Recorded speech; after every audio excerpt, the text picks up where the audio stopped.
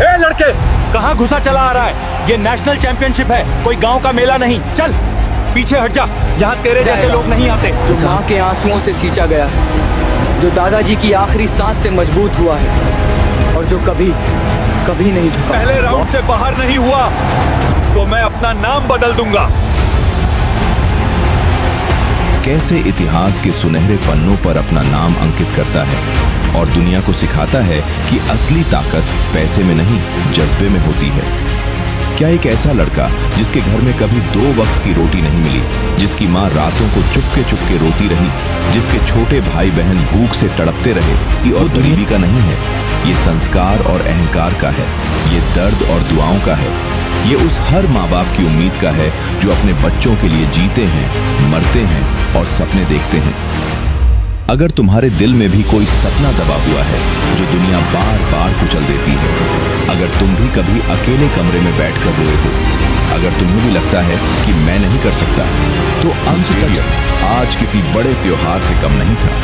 VIP box में अमीर लोग एसी की ठंडक में आराम से बैठे, विदेशी पानी की बोतलें हाथ में, हंसते बोलते, जैसे ये खेल सिर्फ उनका हो, जैसे मैदान सिर्फ उनके बच्चों का हो।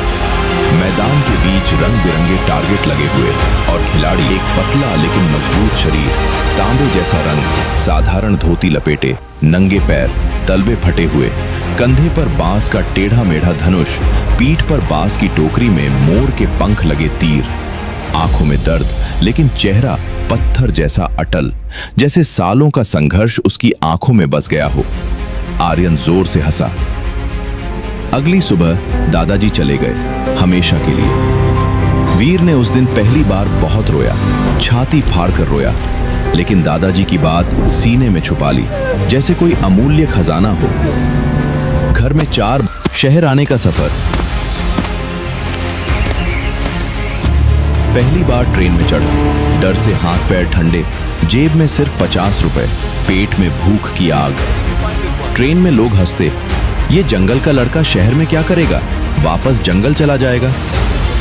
वीर खिड़की से बाहर देखता रहा, पेड़ों को अलविदा कहता रहा, आंसू बहते रहे, लेकिन मन में सिर्फ एक बात, माँ इंतजार करो, मैं हिला देता। मासूमियत टूट रही थी, लेकिन दिल के आंसू ही उसकी हिम्मत बनते जा रहे थे। वो लगातार कोशिश करता रहा। धीरे धीरे लोग रुकने लगे, कोई अपने सिर पर गुब्बारा रखता और वीर उस पर निशाना लगाता, कोई हाथ में पानी की बोतल पकड़ता और वीर दूर से तीर चला देता। अब भीड़ बढ़ने लगी थी, लोग तालियां बजाने लगे थे और कई लोग उसके वीडियो बनाने लगे थे। एक दिन उनमें से एक वीडियो सोशल मीडिया पर वायरल हो गया।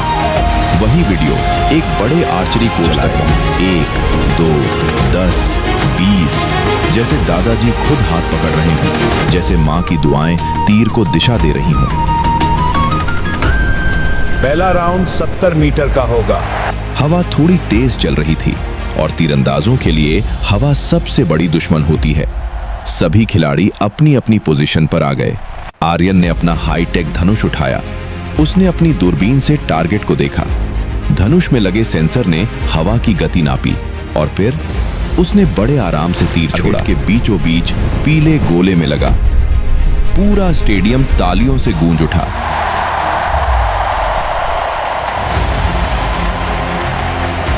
लेकिन अगले ही पल हवा को चीरती हुई एक आवाज आई। वीर का तीर निकला और सीधा जाकर आर्यन के तीर के बिल्कुल बगल में धंस गया, टारगेट के बिल्कुल बीचों बीच। पूरा स्टेडियम सन्नाटे में डूब गया।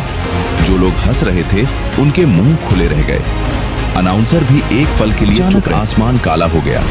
तेज आंधी चलने लगी, धूल उड़ने लगी। हवा की रफ्तार इतनी तेज थी कि बड़े बड़े झंडे फड़फड़ाने लगे। आर्यन घबरा गया।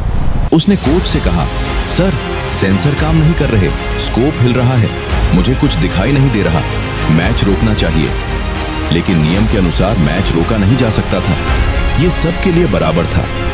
आर्यन ने झुंझलाते हुए तीर चलाया। हवा के तेज झोंके ने तीर की दिशा बदल दी। तीर जाकर 8 नंबर में लगा। आर्यन गुस्से से चिल्लाया, ये चीटिंग है। अब बारी थी वीर की।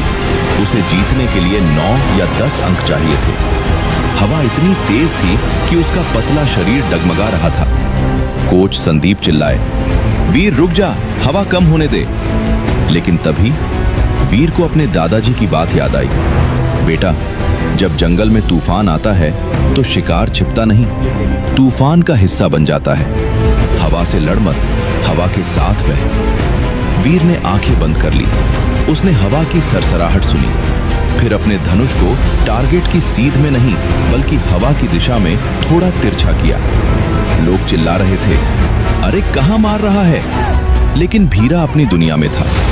जैसे ही हवा का तेज झोंका आया, उसने तीर छोड़ दिया।